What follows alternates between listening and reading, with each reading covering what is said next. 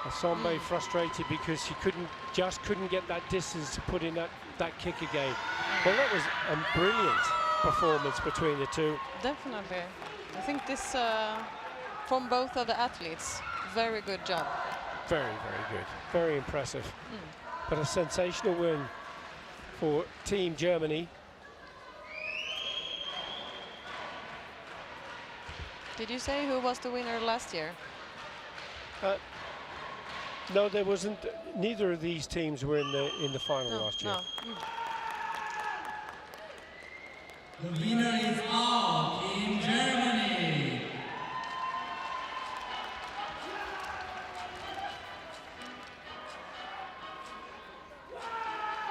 But this last year, there's been a tremendous amount of churn, of change with athletes, both in Kata and in Kumite. There seems to be a lot of younger athletes coming into the senior ranks, and some of the stars at the top of the game have either retired or moving on and doing other things. Which is lovely because it demonstrates, doesn't it, that the K Series, the K1 Series, through the Youth League and the A Series and the Premier League and the Continental Championships and World Championships is providing so much karate around the world. And it's a brilliant succession and talent identification succession plan, isn't it? Yeah, absolutely. And I think it's quite fun because you can see it's more or less the same countries that are in the medal matches, even if it's new people, new athletes. And that could be because of the infrastructure that they have within those federations. Yeah, I think that's an important factor when you try to build good athletes for taking medals. The structure you have and the possibilities you... But you have a good federation in Sweden led by Sarah Holmström, and achieving at all levels, which is absolutely brilliant. Emilio is now hopefully with a WKF referee, and an excellent referee. The world chief referee is from Sweden, in Javier Escalante. It's I don't know how to say the word in English, but it's very good for the Swedish team. Of course it is, yes, because you have all that knowledge to call upon. Yeah. So we come now to the final of the finals and the last of the gold medal and European title challenges, and is going to be in the male team Kumite division.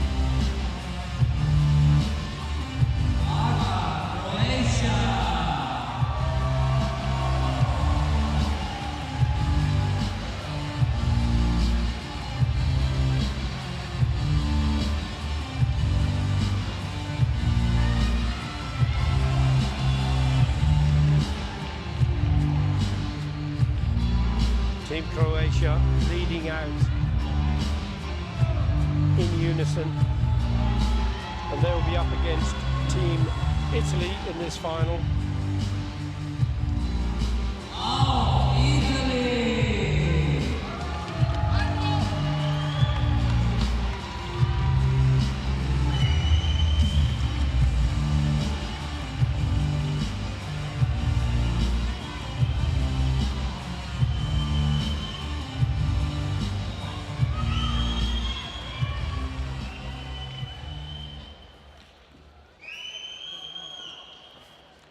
Teams will be lining up, getting ready to decide who's going to be competing in which particular area, and which is going to come onto the mat first.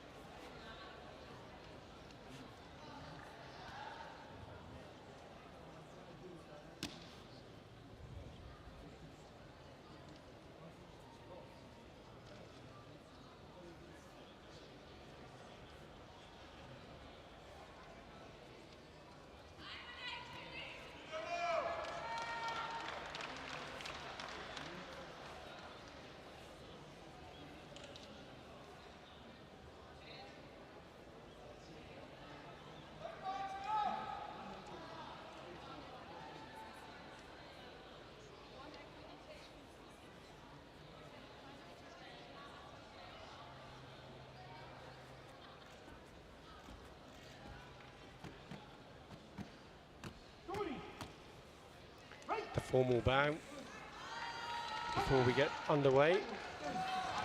5 potential bouts to determine who will be the winner. Yeah.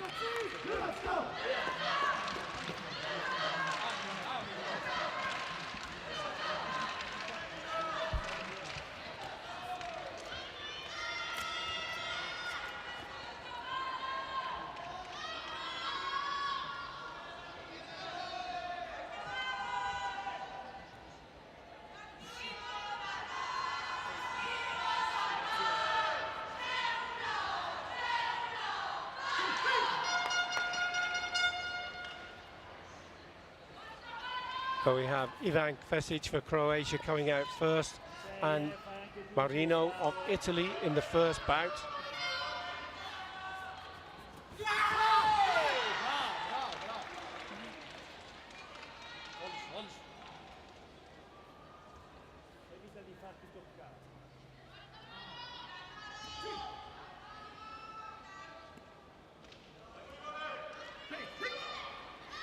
Italy, the defending champions. Croatia with the Kvesic brothers, Ivan and Angelo Calvi. Ivan Kvesic then with that first point.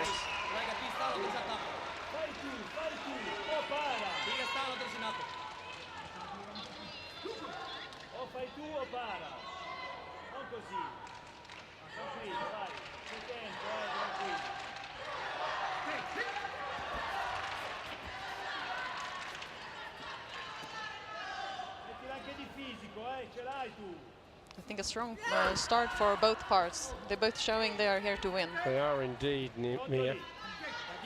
Referee in this first bout, Mr. Peter Biddy from England, stops the match, ready to award another sensational 3-point score to the Ivan Kvesic. This is a brilliant opener at this point. He became a European champion Yeah. last day, I was going to Yes, he say. did. Yeah. European champion, well, you know, with the track records and world titles and Karate One Premier Leagues, it's just unbelievable, the ability of these athletes. Yeah. And how flexible is that, to be able to do those techniques and use his legs like we would use our arms. Yeah. It's impressive.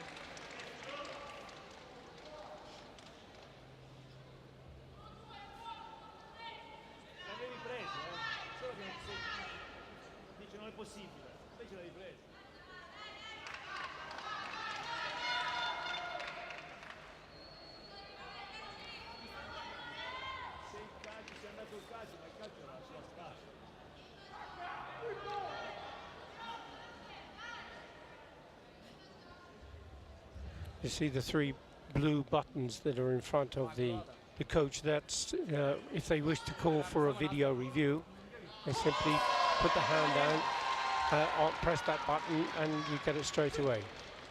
There's a chewy warning for Marino of Italy.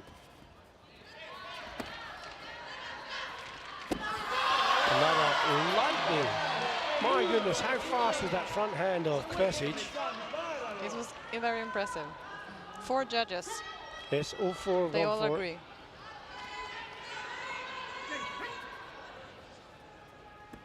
And Marino went for the counter punch, but it was second, so he couldn't score.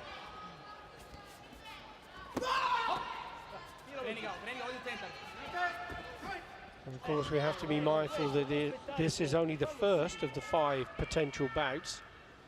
So there's still plenty of time for change. Everything can happen. Indeed it can.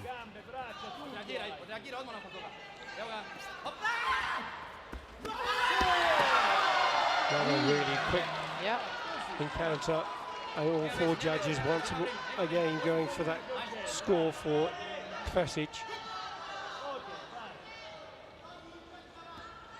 Still a long time left of the match, so. Yeah. Sorry, I said Kvesic, I meant Marino. Beg your pardon. So it's 5 points to 1. Still 1 minute 43 seconds. That's a huge time in karate terms, isn't it?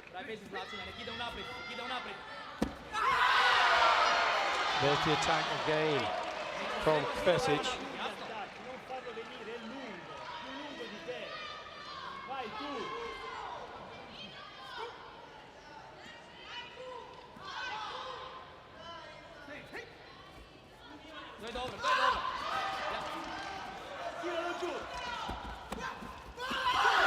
Wow, my goodness me.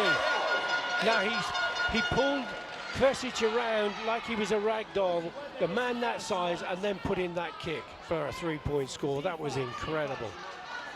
He's catching in. He is indeed. He's just trailing by 2 points.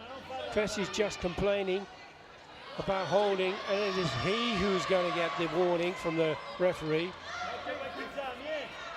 He's a member of the European Referee Commission, so he knows his stuff, that's for sure, and will take any messing around from whoever. Yeah.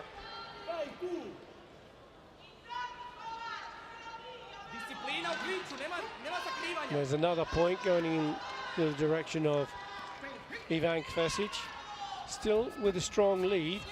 Now that is unbelievable how he came in, and Marino went back and felt he was in the safe space, didn't he? Yeah. And then got caught out in that way. But with those legs, I don't think you are in the safe zone. No, unless you're in another country.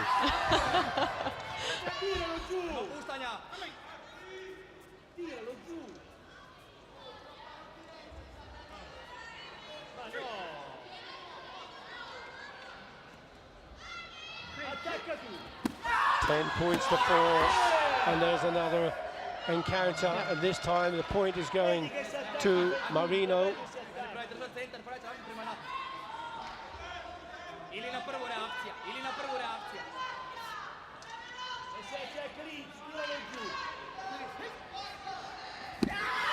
Fast punching once again from Kvesic. Great timing, brilliant timing.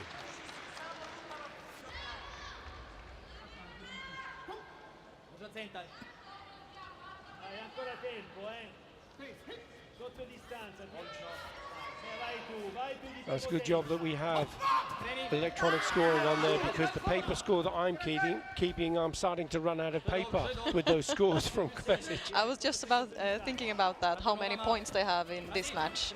They're really showing they're here to win. Indeed they are, both of them. Yeah. Another point from Kvesic. It's really taking the lead now. 12 points to 5. 17 points we've enjoyed watching the scores in this. It's incredible. And still 50 seconds left. A great match. And it's only the first of the 5 potential matches in the... Down he goes again. Now, did he get this off? Or was he holding on? Let's have a look and see. We couldn't see where the punch finished there, could we, Mia? No, not from my angle. But I think they haven't requested a video review on it, so I don't think we will the see coach it. wouldn't have been convinced by it, but it was very close, wasn't it? Yeah. But Italy already has 4 warnings.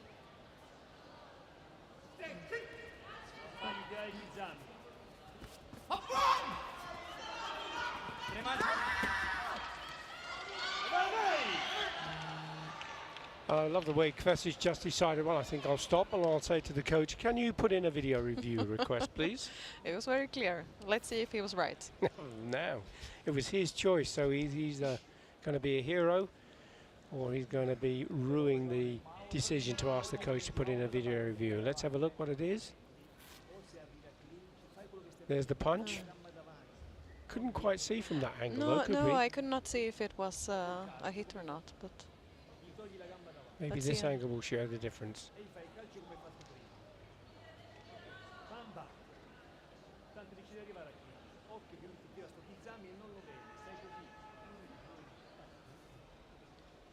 There's the punch.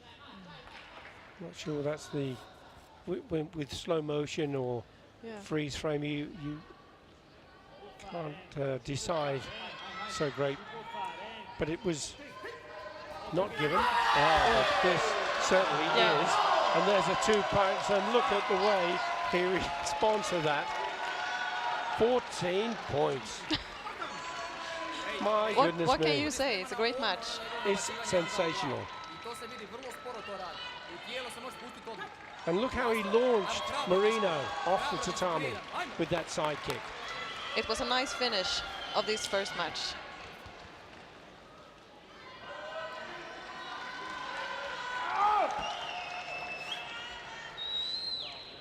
Well, if it comes to counting points at the end of these 5 matches, that was just an amazing first match for Ivan Kvesic.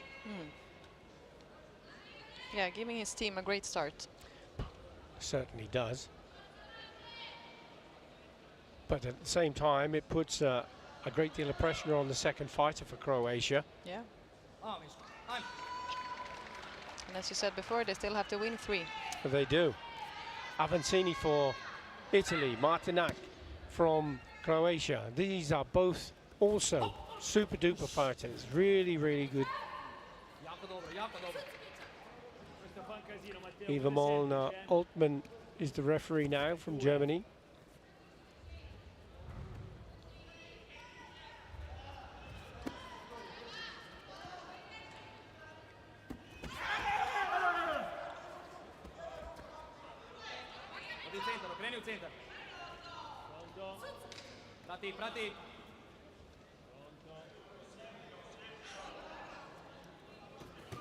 Oh, the front back round kick came up. Wow, Martinac ducked down to try and get out of the way, and the kick came in from Avancini. So, spot on target. Definitely.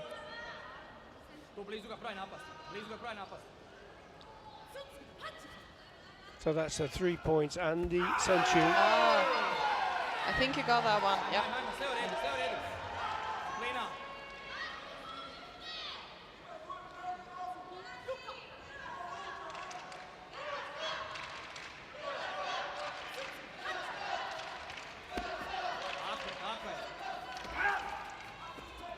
No, dietro, avanti, togli la gamba davanti.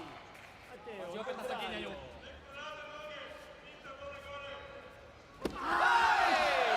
Those hands from both so quick, but look at the reaction from Martinac at the same time.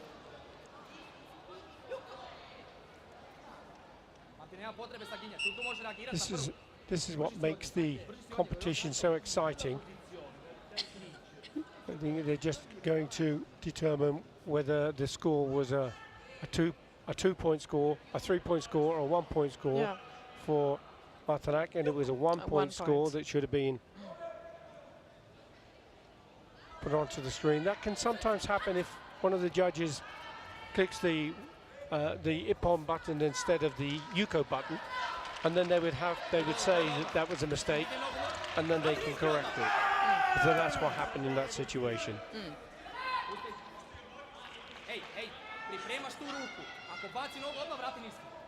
But it would be, if you were going to call it an error, in this instance it's a human error, not a mechanical or technological error.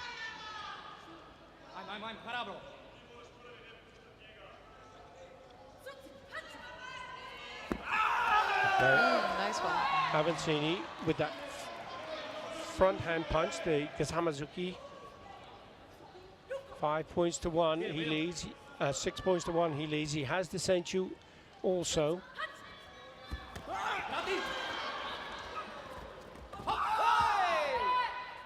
And a win for Italy in this match would equal the scores in the matches, In not the in matches, points. yes, not in the points, but it would be 1 win each. And then still all to play for from both teams.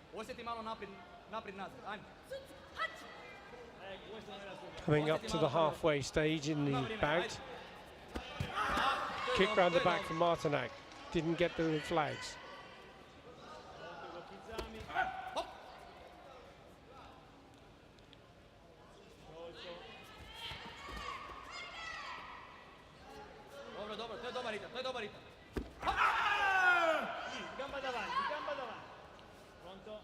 Avancini trying that same technique over the top. This time Martinac ducks under. And again, the front hand from Avancini. Mati, probajmo izvući ruku, onda vratiti. Ajmo.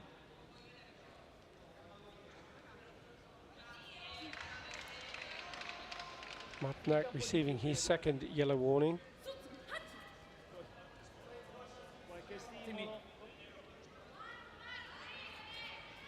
Into the last minute of the second back. Goodness me.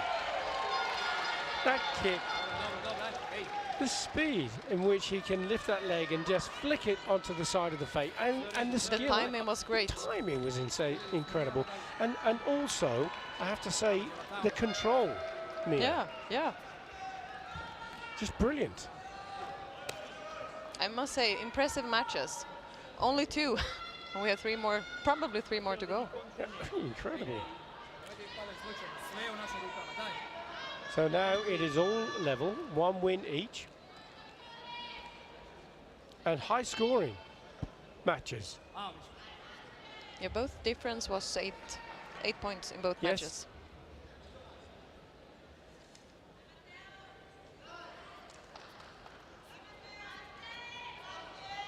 Match number 3, which can often be a decider, but in this case, maybe not. We now have Angelo Kvesic, former world champion, against Fiori of Italy. Angelo Kvesic was also in the finals in the individuals, became a silver medalist. Yeah.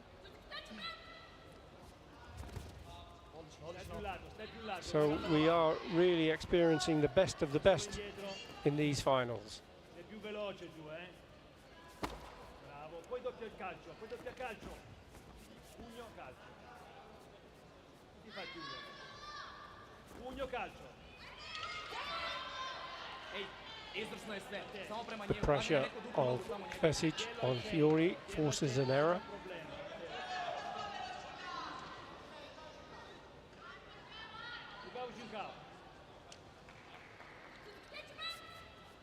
Sei lì, bravo. Come vieni chiuso? Lomi. Così. Sei lì, bravo. Mettiti sempre un calcio dopo. Odlično. Mettiti sempre un calcio dopo. Bravo. Pugno, calcio. Mati. Nemojte umrti. Pugno, calcio. Non stai fermo. Odlično, lomi. The sharp attack there from the front leg Non troppo of fermo. Kvesic. Non troppo fermo. Non farlo partire. Nemoj da umrti borbu. Così. Un po' più alto era buono, Quello lì. Quando tiri un pugno tira poi un calcio, Allarga quella gamba, davanti che non passa. Così, stai lì. Finto, fagli vedere. Bravo. Dobar. To je dobro. Quando tiri il pugno, tirati sempre una lascia. Malo aktivnije u pripremi. Nemoj da umrti. Ovo ide u njegu. Non andare di forza,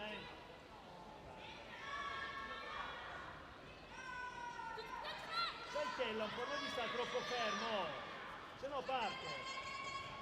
Fagli vedere che sei pronto, così, bravo. Su quel braccio, a porre la gamba. A very different dynamic in this pad Yeah. compared to the others, Mia. I think it also, this match is, like you said before, it's a third match. It has a lot of weight in it. It does. And a lot of tactic. Rimettiti al centro. Così. Anche la lasci chiuda come hai fatto prima, So it could be, the brief could be, win if you can, Yeah. just don't lose. Exactly. Matteo. Vai, un minuto. Kvesic just nodding to the coach, asking for a video review in the belief that he has scored. 50 secondi.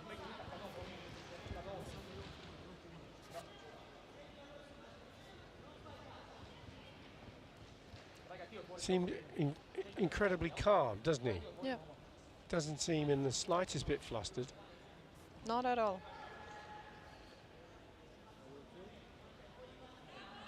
And to be fair, that applies to both of them. Yeah, I think this match compared to the other ones, that they are more calm and Yes. They don't appear so energized, but I'm sure they are. I'm sure.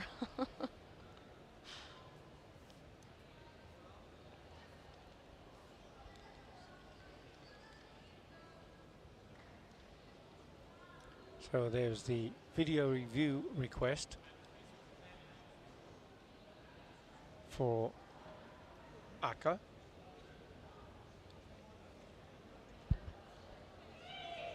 And there's some attention being given to Fiore. Now the question is, you can see the clock ticking away, 2 minutes 44 seconds.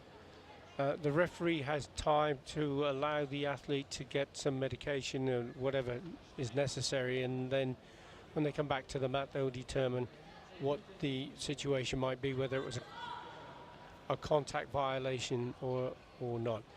And there might be an opportunity to have a look at some of the actions that led up to that. There was a side kick earlier on in one of the other matches, and the speed of Avancini in those attacks and the front hand ability, which was absolutely sensational. There was that roundhouse kick, Mia, that just came so unexpected, but so fast.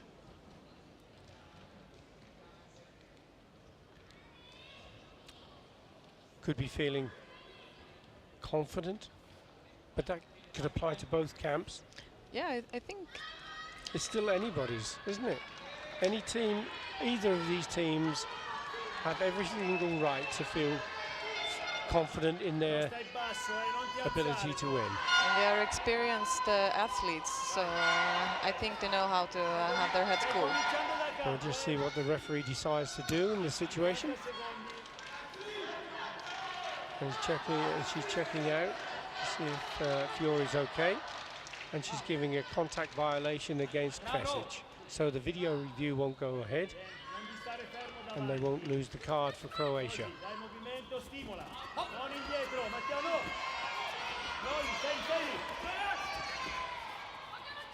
Fiore trying the side kick. Suddenly a lot more energy in the match. Yes, it's changed, hasn't it? We've still only got 37 seconds to go. Now one of these are going to hope to come up on top. Fiore standing his ground. Palarico, the brilliant coach for the Italian team, former world champion.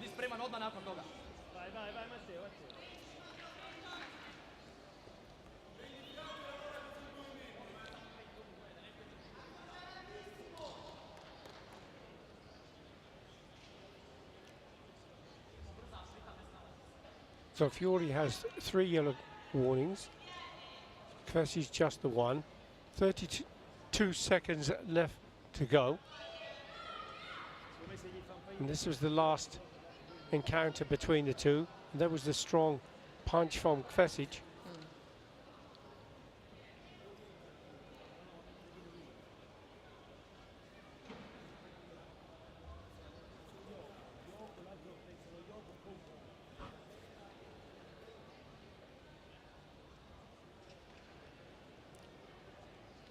What do you think he's thinking? Penny for his thoughts. I think he thinks about winning. Yes, he's got nothing else on his mind really other than that. You're right, Mia. He certainly doesn't seem like he's phased or panicked in the slightest. He still looks as calm as he did at the beginning. But as we said before, he's an experienced athlete, so professional. He has done this before. And Fiore receiving a little more attention. He has a cotton bud just to stop any bleeding. This time Kvesic receives a second warning for holding on. 30 seconds still to go. Fiore for Italy in blue. Kvesic putting him under pressure in the corner. 0-0. This is the third bout of the team match.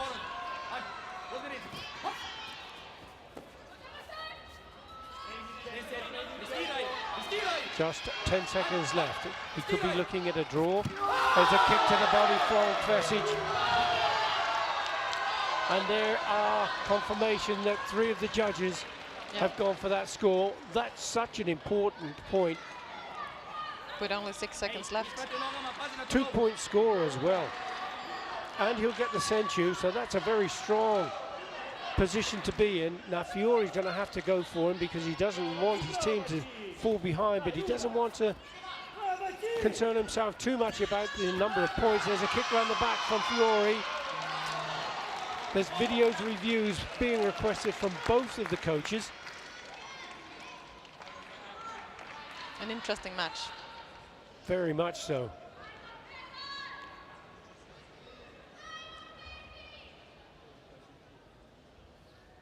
There was a kick round the back from Fiori. And there it is there. Couldn't see it completely from that angle on the video. Me neither. And what the video review will do is look at and determine one of the athletes as to whether it's a score or not, and then perhaps look at the second one as a separate incident, and then consider the time between these. Now, if they both potentially score before the referee calls Yame, and in a video review they could both score. Yeah. But that wasn't the score for Kvesic, and it wasn't a score for Fiori, so the cards have gone, and the win goes to Angelo Kvesic.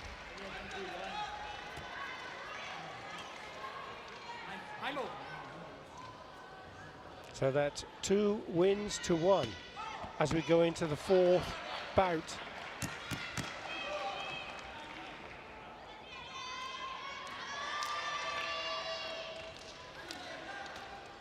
And now the pressure is on for Team Italy in this 4th bout. Yep. What he cannot afford to lose. A draw potentially, but not lose. But not lose.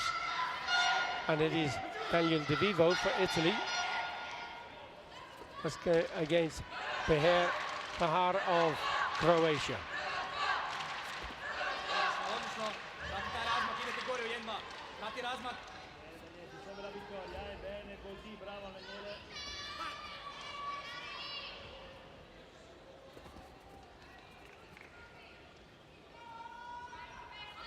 Referee Joaquim Fernandez, Portugal, for this bout.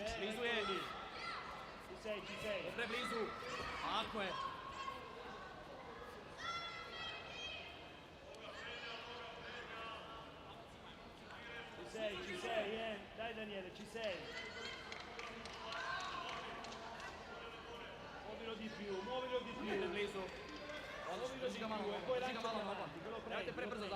It must be very difficult for De Vivo because he knows a draw will get him out of trouble, but not necessarily the team. But a loss would put him in a terrible position because the team would lose the gold medal. Yeah. So it's a great deal of pressure on that athlete. Definitely.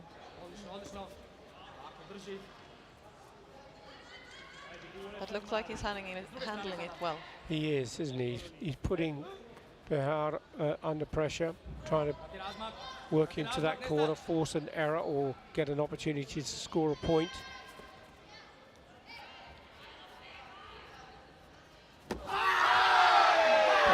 Tries that counter punch, but the speed of De Vivo gave him the point first. Behar has the opportunity for a video review.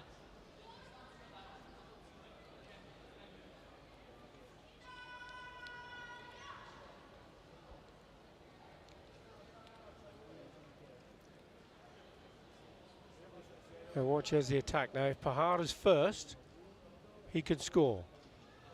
And if he's second, he can't. It was an excellent punch, I have to say. Yeah. It was a really good punch.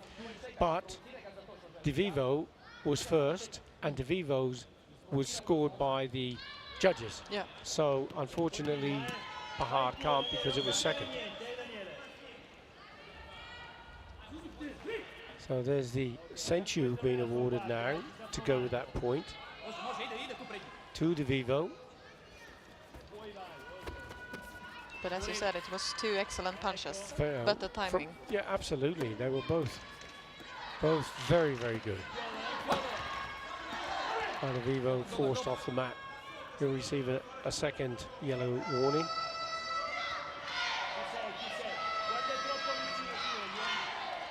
Match number 4 of potentially 5.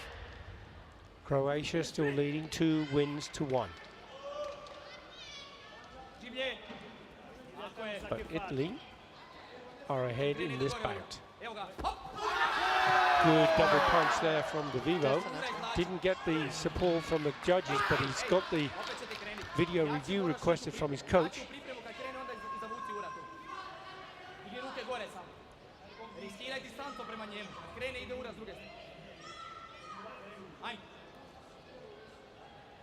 There he's gone over the top of that second punch. Yeah.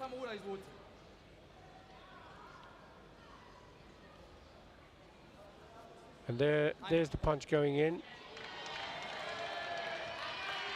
What do you think, Mia? Well, I think it's an excellent punch. I think he will get a point. You see, if that freeze frame, you can be confused by it, can't you? But in real time, it was a really good attack. Yeah.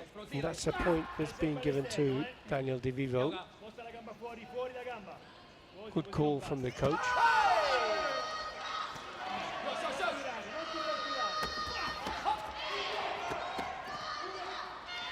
Still 45 seconds to go. And the pressure is on. DeVivo gets from down to the mat, puts in a kick to the body. Video review requested. Now, it is possible to score on an opponent who's on the floor. If it is a score, it would be an ippon, a 3-point score.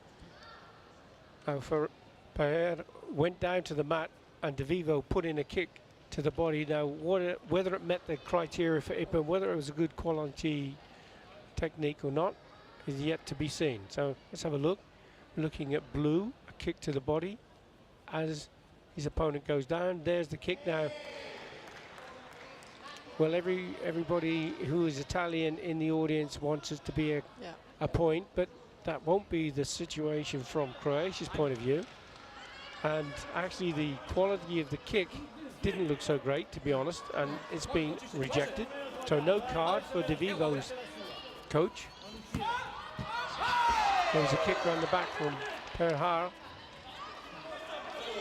30 seconds still to go. DeVivo still leading. Perhar, though, is desperately trying to get back into position. If Croatia wins this match, they take the gold medal. But with 26 seconds still to go, they trail 2 points to 0, and Senchu held against them. –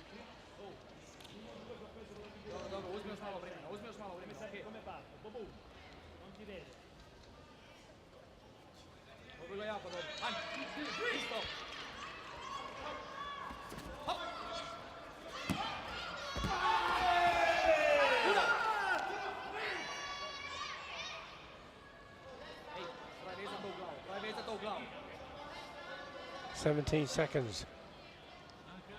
Could be 17 seconds from glory from Perhar, or 17 seconds from a defeat, and the next match to determine who takes the gold medal. Yeah. Perhar putting him under pressure. DeVivo moving back to the byline. There's a hook come out and the punch from DeVivo. My word, that kick came up from Perhar, but the way that DeVivo took him down to the mat. That timing was excellent. Particularly with a fighter so big and strong as Perhar. Into the last second, 10 seconds we have. DeVivo standing his ground. Perhar trying to impose himself. Not going to be able to though. Time is up.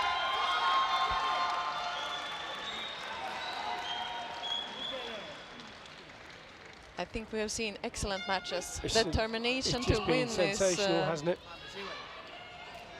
As the referees rotate, and all the pressure now comes on to the last fighter from each of these countries.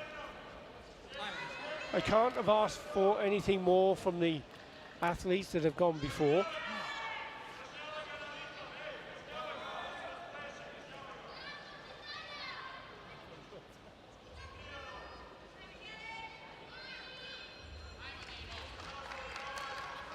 Okay, so final bout. Kumite from Croatia, Martina from Italy. Match number 5. It's 2-2. This match will determine the outcome.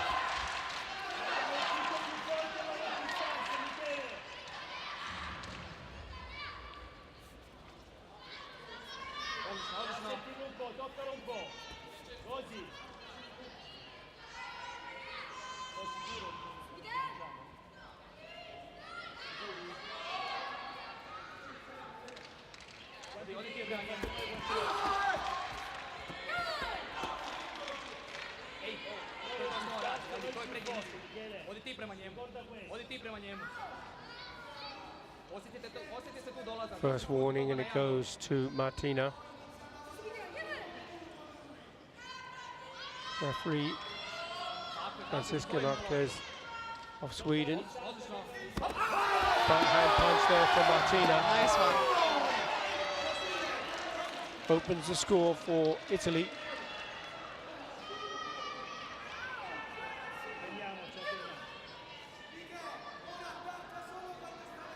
There'll also be the Senchu.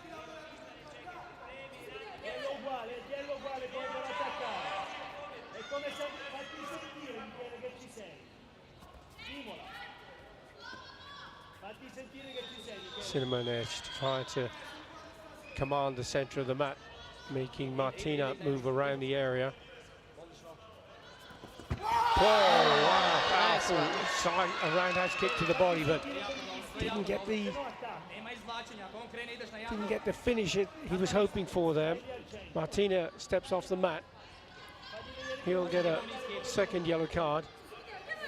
But the timing of that kick from Simonac was excellent. Just didn't get the finish he was hoping for. Oh, Martina, what a result he has had from that encounter. That's another 2 points.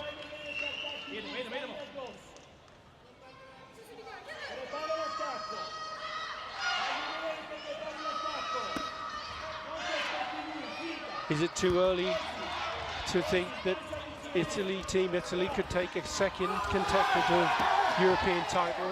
What do you think, Mia? I think on this level it's too early to say. Absolutely. It's We've half still the got half the match match to go. I think they have showed it in earlier matches as well, as they can turn around. Absolutely right, it can. It can turn around in the last second. We've seen that so many times now, part of a second.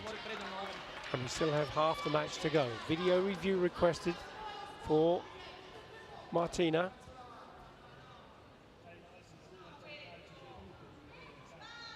And that punch seems to bounce off the side of the head. Now, it's difficult to determine whether that is coming past the face or onto the face, but it looked as though it's slipping past, didn't it? So no score, no card for Martina. 1 minute, 23 seconds still to go. Simonac from Croatia trying to get himself in a scoring position, but it's Martina's frustrating him by closing down the distance.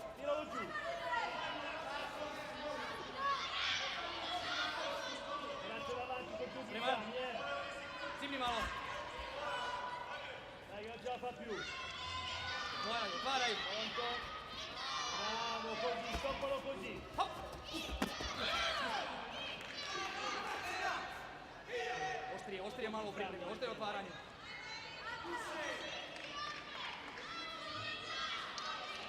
Simonac getting penalised for holding on. That's his first yellow warning. Chewy.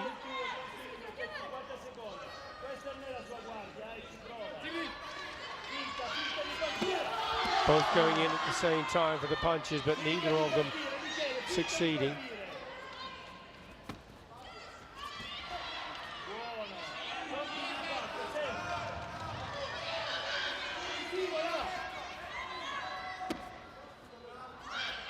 into the last 30 seconds. Martina trying to come out of the corner. Simonik going for that kick, but the block was put in place.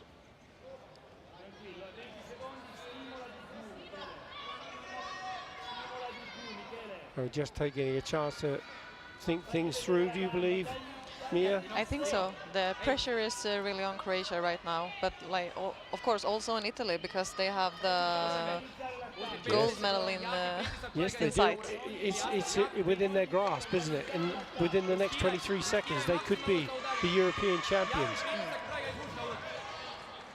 And Simonik will do all he possibly can to spoil that party for Italy. Martina goes again for the punch. Simonik now closing in. The video review request from the coach.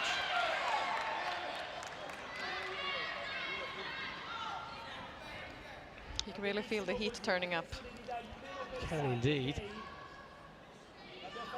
We're 12 seconds away for a European gold medal and a European title for Team Italy. And unless this video review request reveals a score for Simonik and then something more than that to turn the table in these last 12 seconds. There's no video review left for Team Italy or Team Croatia. Last 12 seconds. Martina goes over the top. Attack is the best form of defense in his mind.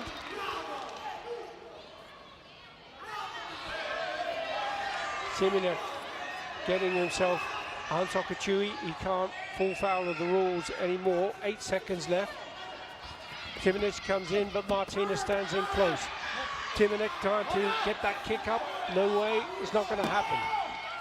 Martina can afford to take a go-by, and he does. And by doing so, he brings home the gold medal and the European crown for Team Italy 2 years in succession. I must say, all these matches have been excellent. We've been thoroughly entertained from the karate athletes that we have on the bar. European champions, Team Italy.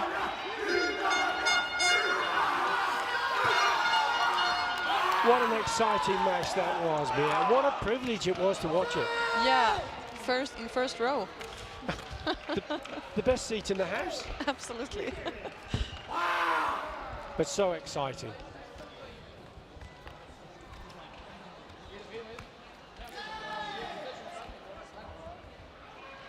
And you think we have had 5 days of intense competition. We still have para karate to come. Yeah. We've still got an event to go. But in terms of the Kumite, this is the last of the bouts. And it's been absolutely wonderful to watch these brilliant athletes. Truly some of the best in the world. It's a stunning way to end the Kumite championship. It is. And as we were saying, what a privilege it is to be able to witness this and comment on it and enjoy. Yeah.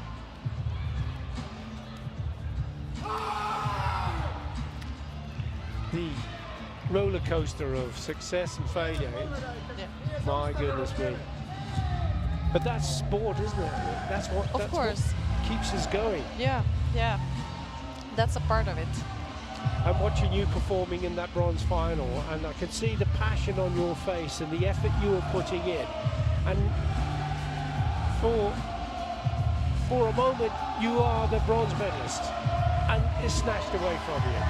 And the emotion that I can understand you feeling then must be incredible. So we have success and failure, and it's when you see this on the mat, one of these teams are going to go away with a silver medal and feel as though they've lost. The other team are going to feel elated because of that gold medal.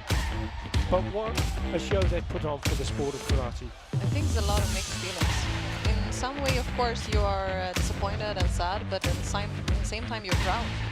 And so you should be. So you should be. I mean, to get into the final, to qualify, to compete here at this level. Excellent. But I also think even if Croatia didn't win, I think they should be proud of their achievements. I think they did excellent matches as well. We're just thinking here specifically of the team event. But remember, Croatia took the gold medal through one of the Crescent brothers and a silver medal with the other one in the individuals.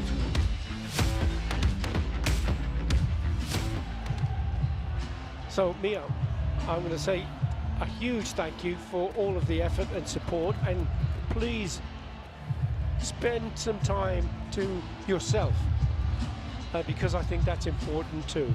I think spending time on myself is when I train, right? Thank you very much indeed. Thank you so much. Take care, because we're going to be changing guest commentators, and I'm going to introduce to you all again now the professor of para karate for the WKF and the chairman of the commission for the WKF. And once more we're going to be having the last of the para karate sessions, and it is for the wheelchair users. And I'd like to introduce Tishana Bogostavicheva. Tishana, wow, well, you were watching the Kumite. That Kumite match was amazing, wasn't it? Yes, it was unbelievable what can they do. Well, we'll have to see what these athletes can do now in the para karate. And it's the wheelchair user. So if you could give us some explanation of the wheelchair itself and how it's used and what the athletes are like. So this is the last category we have. It is designated for physically impaired athletes who can perform the kata using wheelchair. And we will see the final katas. The athletes have to perform in each round a new kata, and we combine here many impairments. So we are using extra score to compensate the severity of impairment. We will see Knarik from Ukraine with 0.8 extra score, and she will go against the Nesrin from Turkey, and she has 0 score. So Nesrin will have a difficult situation. She must perform better than Knarik to reach a gold medal, but she's going to defend the gold medal. Now I'm just watching the athletes here, and I had the privilege of commentating on the wheelchair users in the Paralympics in Tokyo for badminton, and I was just astonished on how the ability to move around that court so quickly and the ability to play badminton at such a fantastic level. And karate is now achieving those same objectives and getting into a position where you're looking to become part of the Paralympic program. Oh yes, sure. So our athletes are also able as badminton players, and they can move quickly and do the moves in the wheelchair like in able-bodied karate. So you will see the transitions or the movements performing or pretending that they are the stances or kicks or jumps. So it's a kind of simulation of the kick. Yes, that's it. And we are applying for the Paralympic Games, but for this category it will be more challenging. I hope first we will reach the Gutman Games, and I hope that in a very short future we will open the standees category for athletes with amputations who can perform the kata standing up. Yes. Now, on the back of the chair there are no casters, so if they tip the chair back they could fall backwards off the chair. Oh yes, so if you want to kick very fast or if you move forward very fast, you can fall down backward. Exactly, so you have to be in complete control of the chair. Sure, I was trying this to have a better picture and better knowledge of biomechanics, how it works and how to explain this to the referees and all the coaches. So I fall down, don't worry. Now the choice of kata is kankudai, and if you're familiar with the kata, there are kicks in kankudai.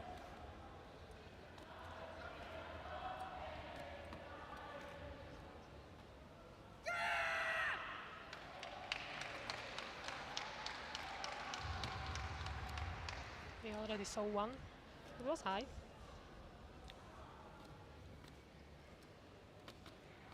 And are the scores given greater where if the higher the chair goes for those simulated kicks? Um, I'm you mean from the referee point of view? Yeah, I'm thinking in terms of risk. Oh yeah, for sure.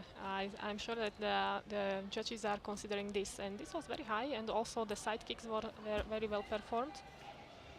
But she's able to do it, and also the Turkish athlete. She was doing the side kicks with the help of the hands, but the Turkish representative, I think she can do it without the hands, and this is the reason why they have a different extra score.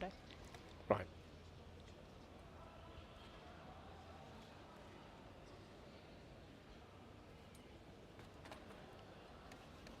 We saw this athlete also in Budapest in final. Mm-hmm. I spoke with the coach. I told them, don't forget to bow at the end. Do you remember? Yes, yes, I do indeed. Because the bow is a very important part of the tradition of karate. But the kata is evaluated from the bow at the beginning until the end, until Yes, the second bow. yes, it's very important. So that completes the kata. Did she bow? She did. Okay.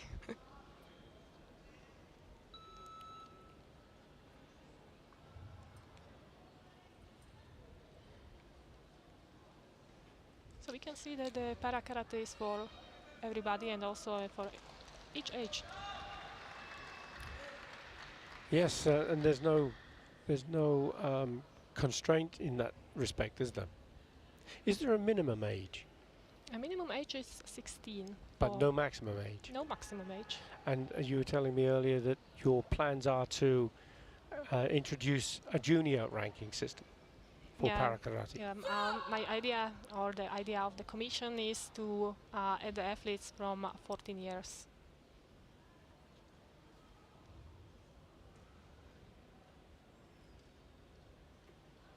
And any idea of time scale? This year, next year? Oh, no, this is very difficult to say because it is not about the, that I will write the rules. Okay, 14 plus, but you need to follow all the procedures. You can upload the rules once per year, but during that year you have to prepare all the documentation, not only the rules that it is 14 plus, but also the classification system and all other organization things. And then you have to go through all the commission meetings and executive committee and headquarter. Wow. And then at the end you will be approved or not. So sometimes it's very time consuming and things last not one day that I realized that 14 plus, but maybe 1 year or 2 years to apply to see the competition. Yes, and the energy that you need to do that. Once you've got to that point where you're going to have a category for 14 plus, you've then got to engage with all of the federations for them to commit to the training and the preparation. So it's a long process, isn't it? Yeah, but we are talking about our future plans during the coach briefings, so they already know, and the federations are also clever that they have to work with the young athletes to prepare the new generations of athletes. So on the national level. So the work is already happening. Yeah. On the national level, for example, in Spain, in Hungary, and France, they already have championships for cadets and juniors, and also for under 12 years old impaired athletes. Yeah, we saw the charm. And she's so strong. Let's see if she will beat the 0.8 disadvantage because of the impairment severity.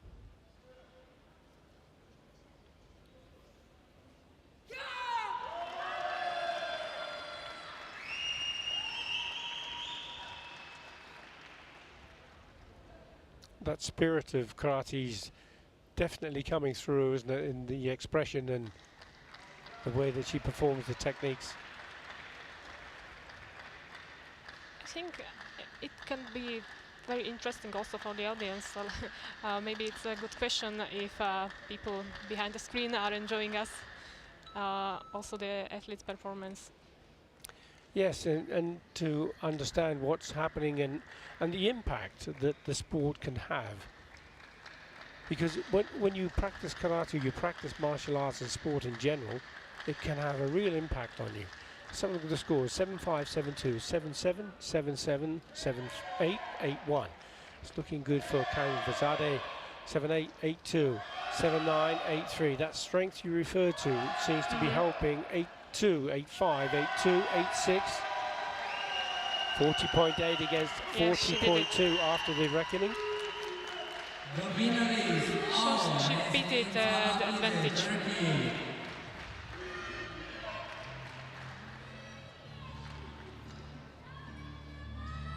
Now we will see the young generations in male category.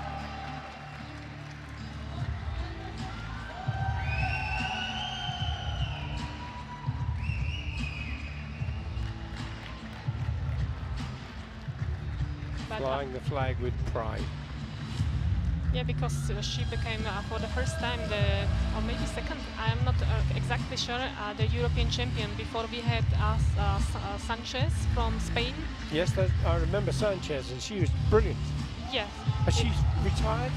She's retired because she had very serious impairment, and it is getting worse with her. So she played until she could.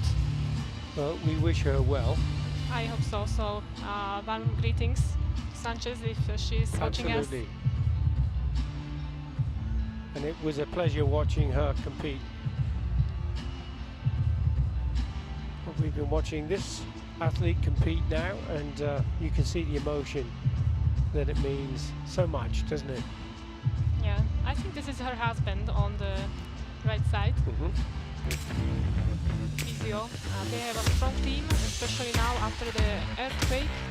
They have many people. Yes, they have many people with disability, lower upper limb amputations.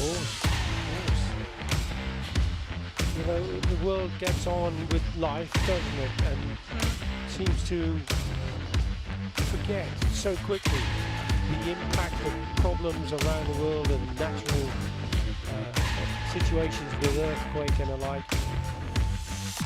And also we have previously the soldiers with lower limb amputations. And that's another story, tragically. Young people being affected in that way. Moving on to the male category now. Para wheelchair athletes, K30 division.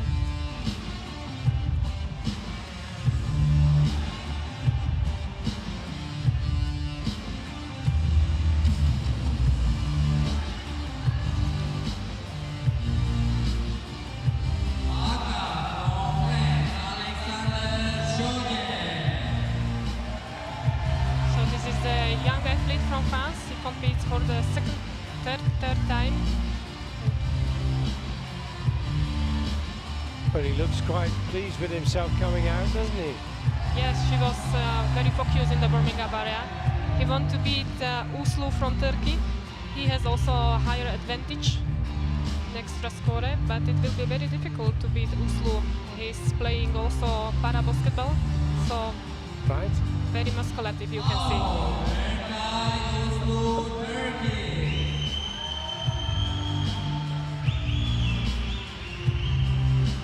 One of the other athletes you were talking about was also intellectually impaired, I think it was, para taekwondo. Pomse in taekwondo, Kata in karate, but it's just great that there's sport available for everybody. Yeah, and you know, karate is spread around the world. We have about 200 national federations.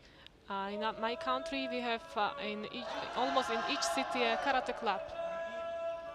So you can do karate almost in each corner of the world. Exactly right.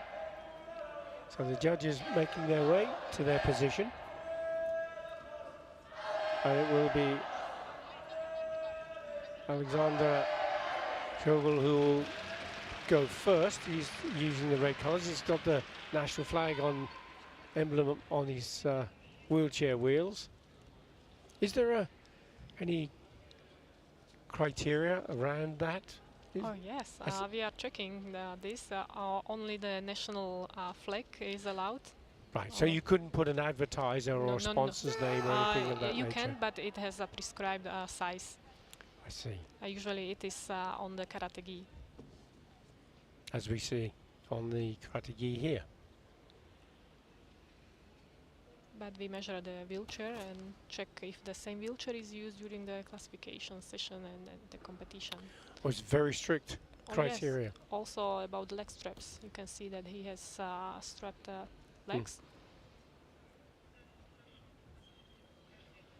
This is his first final and first medal ever at the European Championship.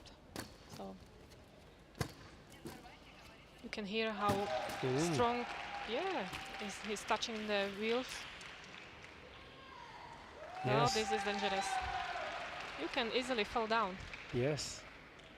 And the simulation of that drop to the tatami and the side kick, the roundhouse kick.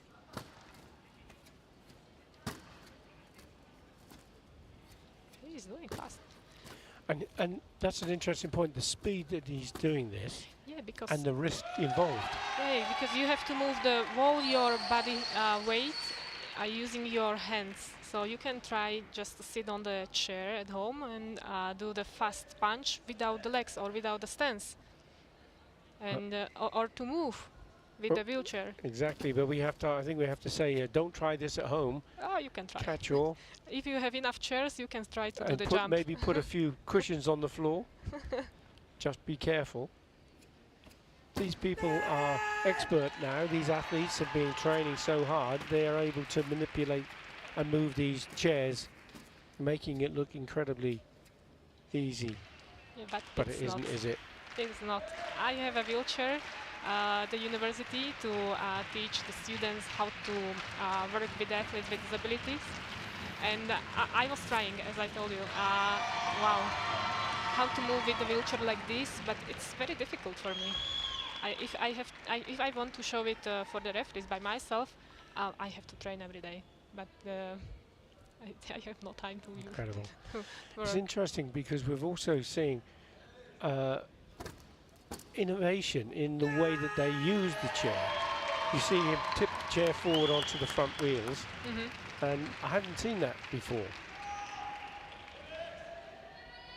And the height he gets when he did that jump and lifted the chair as well as his own body off the tatami. Yeah, and it is very difficult when you have no sensation in your legs. In comparison with Uslu from Turkey, he has a lower limb amputation, so.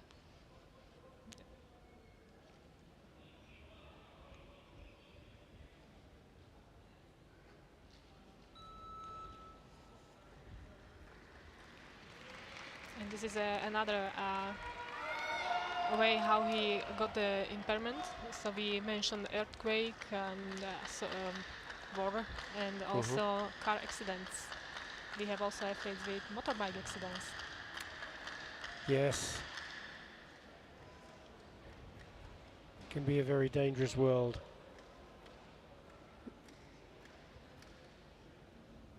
So this choice of kata, Kankusho.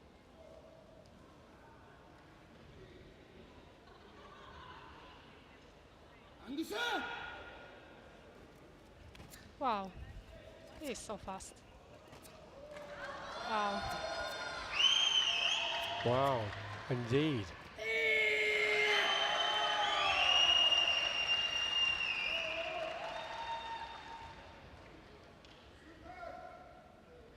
And where has Uslu competed before? He got a silver medal in Budapest, 2023. In the World Championships? Yes, he was 7th in Zadar.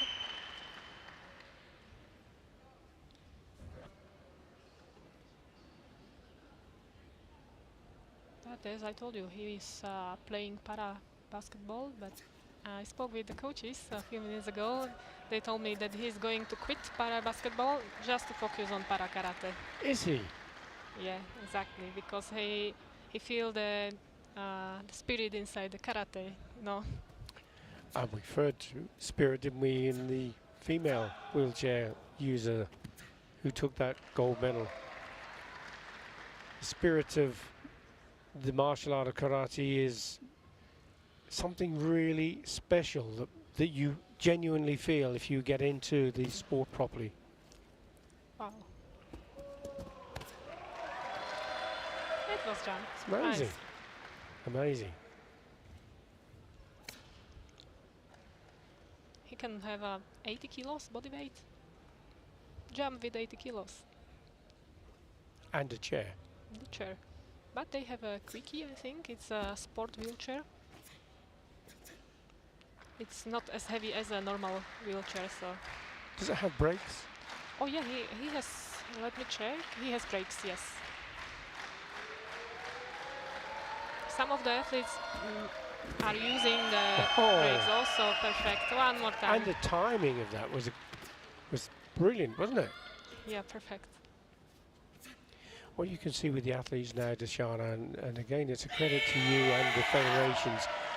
The standard of the athletes are getting better and better. Yes, as discussed before, para karate is fast developing sport, and there are not only karate coaches involved in the training, but also strength and conditioning coaches and physiotherapists. So they are getting better from competition to competition. So as we can see right now. Look at the beads of sweat on his forehead. You can see how much effort he's put into this performance. Yeah, because tatami is not a hard one. So you have wheels, and you must how to say this? Yeah, because it's a soft. Yes, that's it. A soft form. Here we are. Look, 7-8-8-3, 7-9-8-5, 8-8-6. 8-8-7, this is a massive score. 8-1, 8-7 for Oslu. 8-2, 8-9, 8-3 and 9. Wow. Absolutely. It's a great score for Oslu. And he beat it also the extra score of Shogel Alexander. 43-4 against 41-2. And that was a great score for Shogel as well. Yes, great one. Both of the athletes did amazingly well.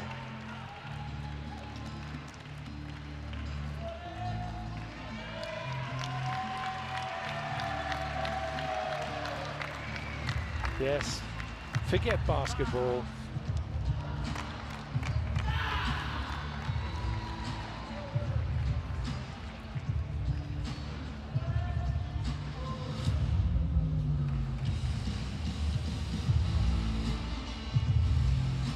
Well, no, I'd say forget basketball. I don't really mean that, because I think the benefits of practicing basketball gives him, has helped to give him, the ability to move that chair in the way that he does for karate. That is like with para badminton we mentioned at the beginning. Exactly, exactly.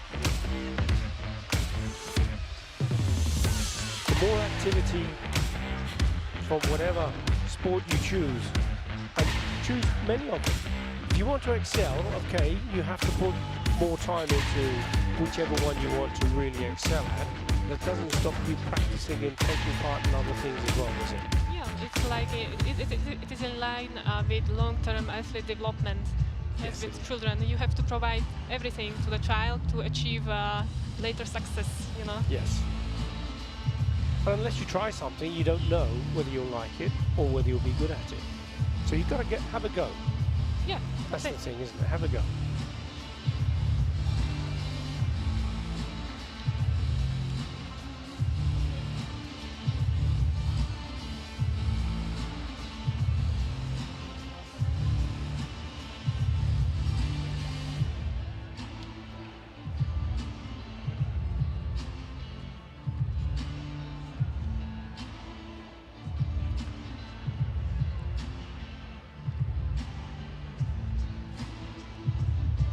Well, we have come to the end of the activity on the tatami, because we'll be moving away to the medal awards ceremony shortly for the Team Kata, Team Kumite and the Para Karate wheelchair division. So don't go away, please do stay with us.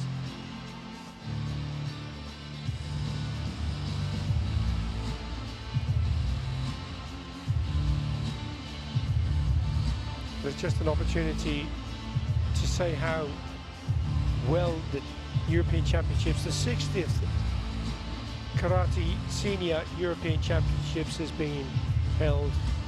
The organisation from the federation in Armenia has been second to none, through the president of the federation, Vazgan Akhterchian.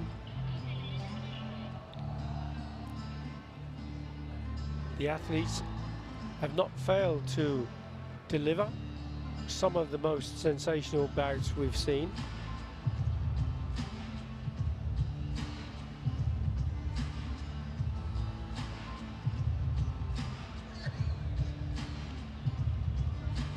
And Karate Roadshow just keeps going, because we could have the Paragon Premier League in Rabat in just a couple of weeks, when we have some of the best of the rest of the world competing.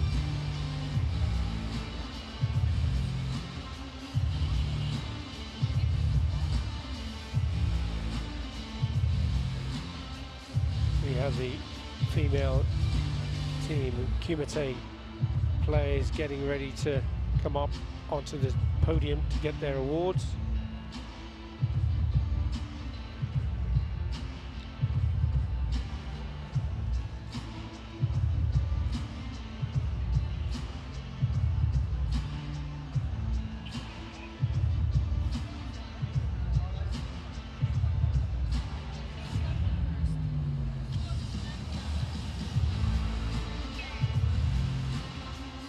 Ladies and gentlemen, welcome to the medal ceremony for the category Female Team Kumite.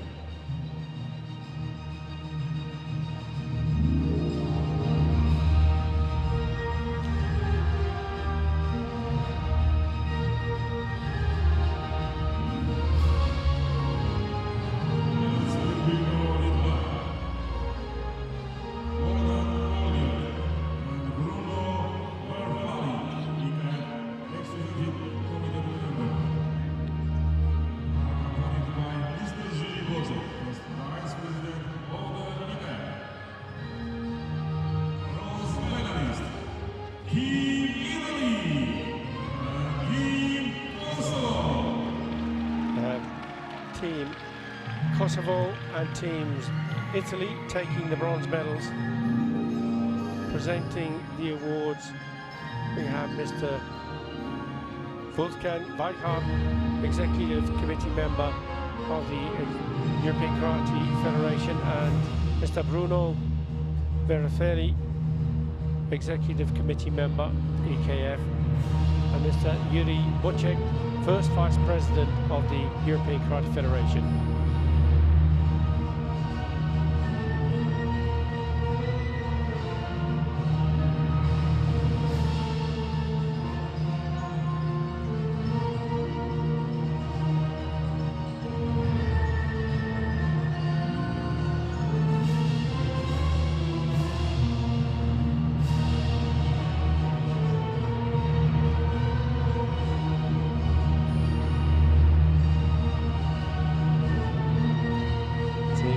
Taking that well-earned bronze medal.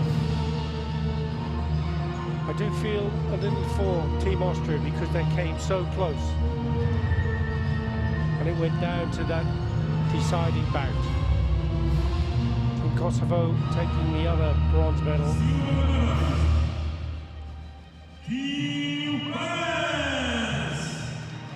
Team France taking the silver medal.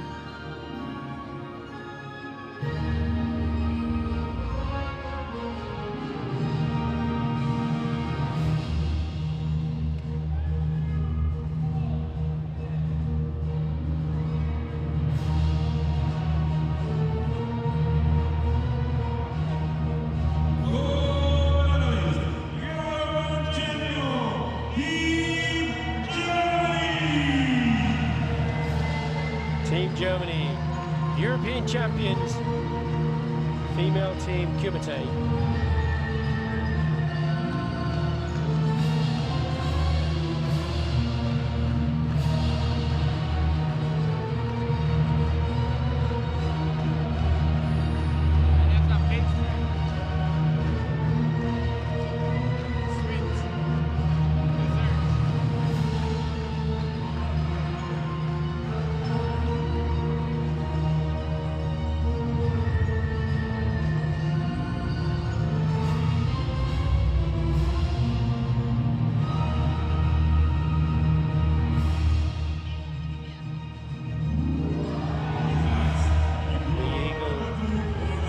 Mascot, the Armenian eagle.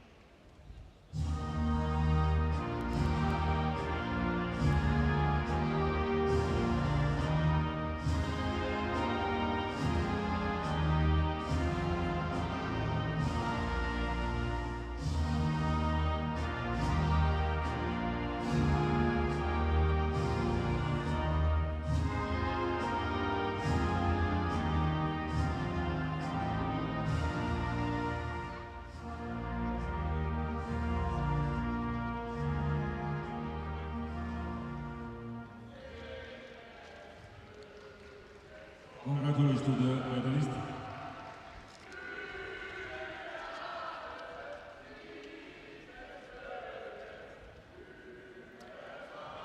It's become a feature of the championships where the teams have continued to sing the national anthems. And the medalist for the female team, Kumite.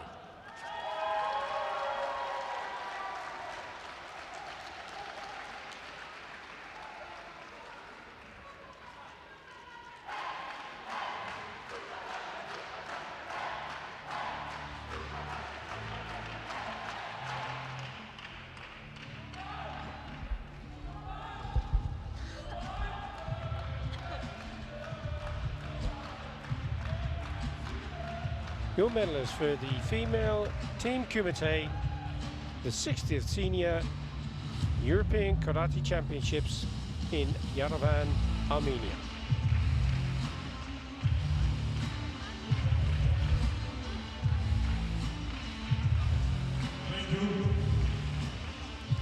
All friends, all friends. Selfie, at least one. It's brilliant, isn't it? Great photograph.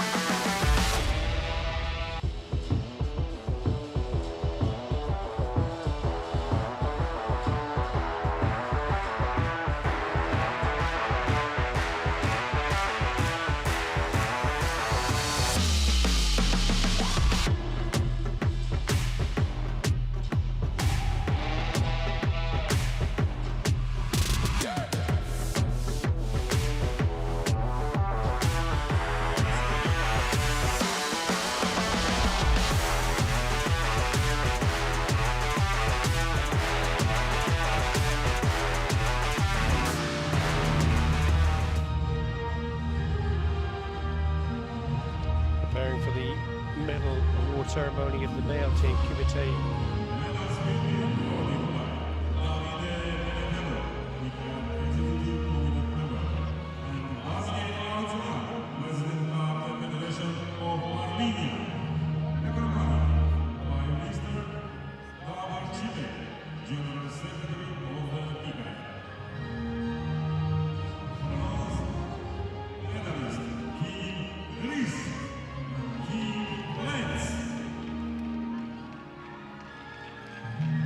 Bronze medal is going to Team Greece and Team France. Italy.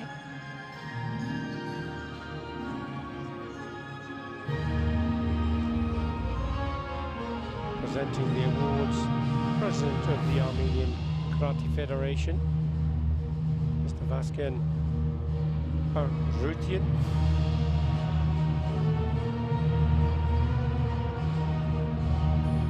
He's done such an amazing job actually of producing this sensational European Championships in Yerevan, Armenia. Has left no stone unturned to make this a memorable occasion, hasn't he? It's been wonderful, hasn't it? Yeah, it is. Mr. Davor Čipek, General Secretary of the European Karate Federation.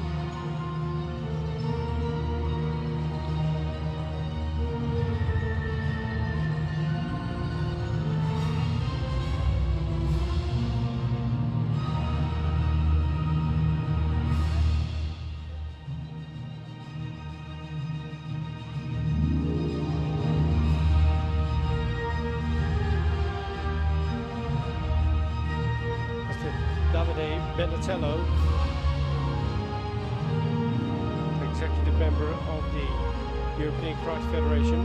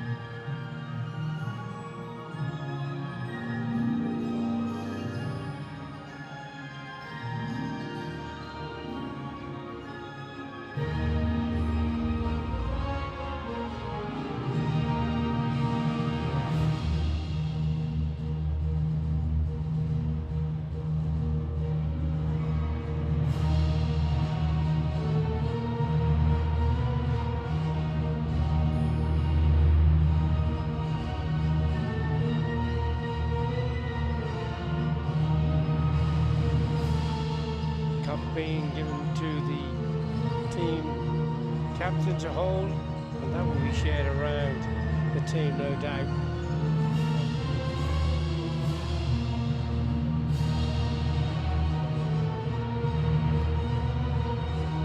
Team France, bronze medalists, male team Kumite. Silver medalist, Team Croatia. Silver medal going to Team Croatia. Fesic brothers, Martinak, Berak. Perhar fought so well, valiantly, Mileta, Fesic and Siminak. Team Croatia.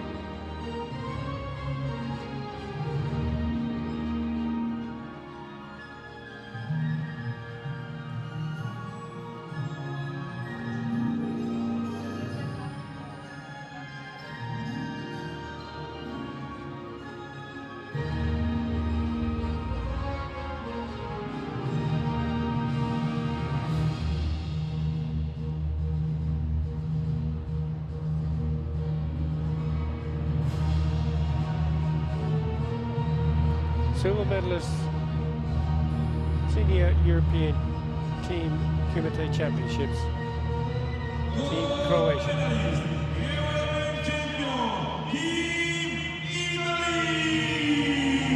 And the champions of Europe, the gold medal winners, Team Italy, being presented their medals by the president of the Italian Karate Federation and executive member of the European Karate Federation, Mr. Davide Benatello. Team Italy made up of Avanzini, Crescenzo, De Vivo, Fiori, Moresca, Marino and Martina.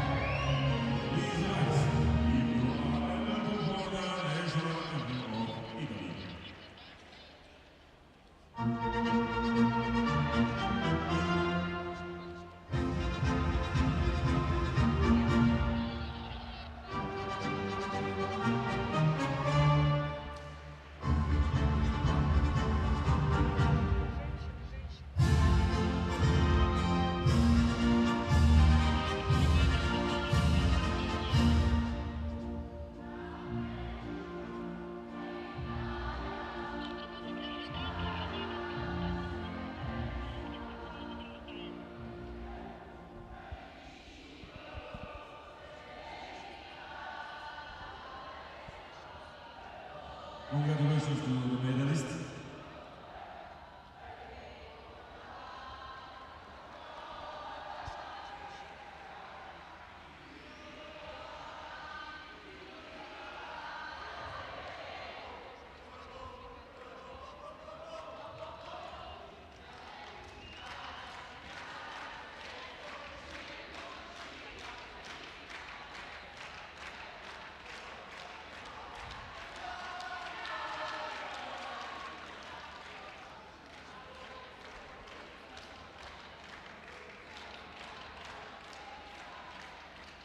Thank you.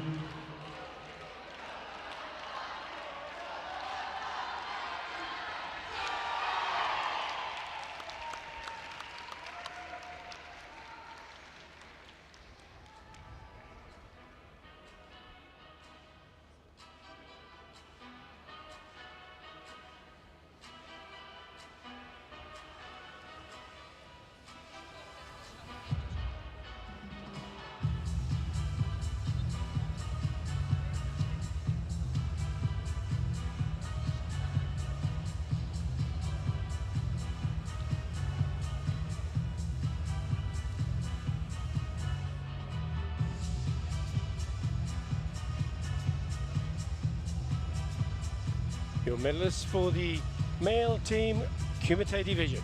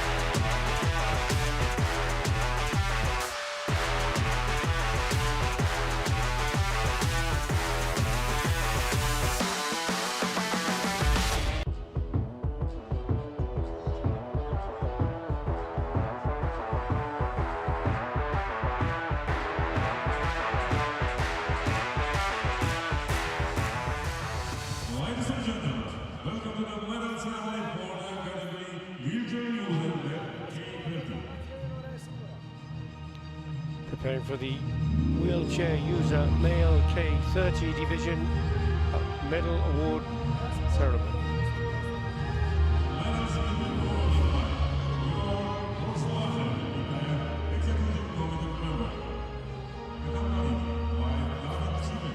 General Secretary of the EKF.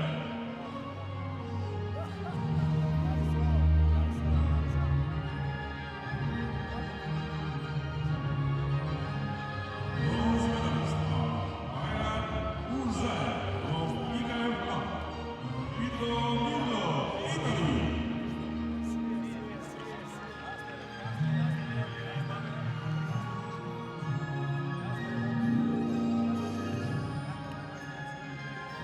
Medals being awarded by Mr. George Rusbacher, Executive Committee Member of the European Karate Federation.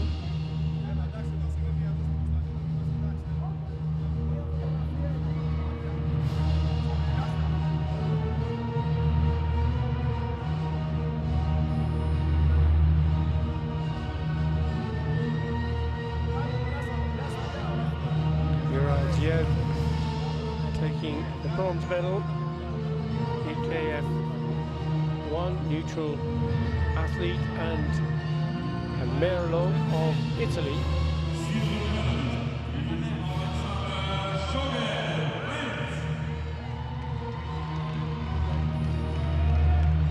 Silver medal going to Alexander Schugel of France.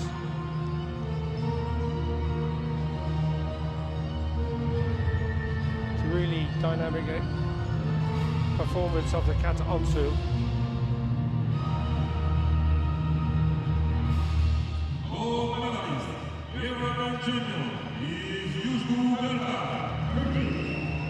And the gold medal going to Berke Oslu of Turkey.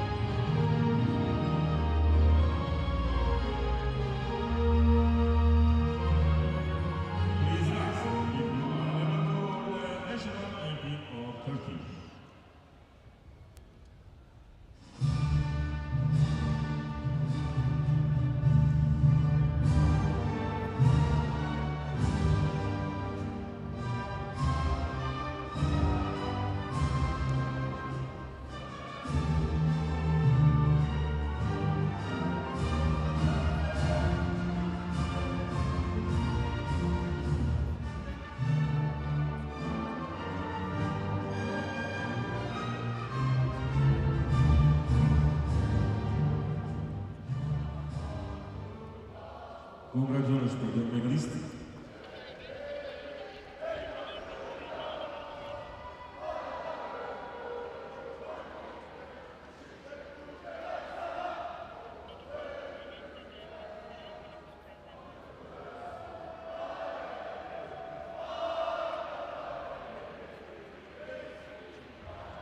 Mr. Davor Čepek, General Secretary of the European Karate Federation, just congratulating the athletes.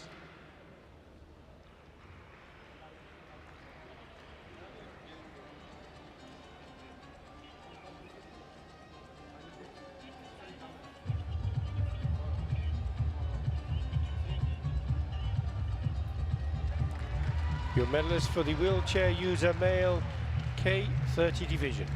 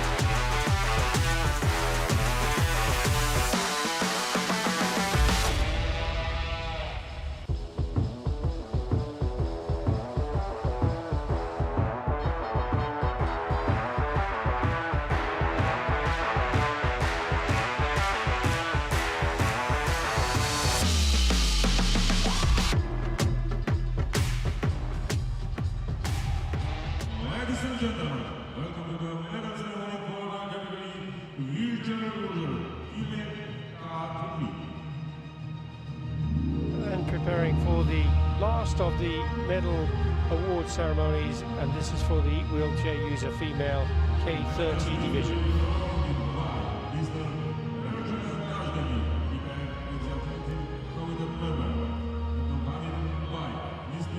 How do you feel at the end of a competition like this, Tashana? Is there a sigh of relief that it's over and all the hard work has been done and move on to the next one? How do you feel? I feel very satisfied. The competition was brilliant, and I have new proposals and new ideas how to improve. And we are working hard on the classification system improvement and research in para karate. And yeah, I will have the next competition in 1 week, and then we are going to rewrite the classification rules one more time. So I feel full of energy when I see this, because you know it is not non-profit work for me, and I do it with pleasure. So with love and passion. Love. Absolutely. And the bronze medals being awarded. Helen Morrissey-Marsh from England. That's the second European bronze medal she's won. Yes. Medals being awarded by Mr. Erkman Özdemir, Executive Committee member of the European Karate Federation, accompanied by Mr. Jiří Boček, first Vice President of the European Karate Federation. European champion is